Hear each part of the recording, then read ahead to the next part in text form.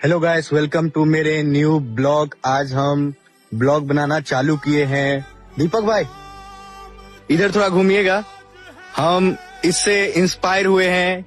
ये है दीपक भाई और इसके देखकर ही मेरे अंदर ब्लॉगिंग का जुनून सवार हुआ है, क्योंकि हम लोग भी कोई बड़े घर से है नहीं, हम लोग भी गरीब परिवार से बिलोंग करते हैं और एक जरिया है जो अपना मेहनत भी करो उसके साथ साथ ब्लॉगिंग भी करो, क्योंकि ऐसे खाली ब्लॉगिंग करने से पेट नहीं चलता है। काम भी करते हैं हम लोग को, खाली टाइम जब मिलता है तब हम लोग आके इधर ब्लॉगिंग शूट करते हैं। आप लोग को बस बैठे बैठे एक लाइक एक सब्सक्राइब करना है, तो आप लोग इतना तो करो यार। हम लोग इतना मेहनत करते हैं, कम से कम सपोर्ट करेंगे तभी हम आगे बढ़ेंगे ना।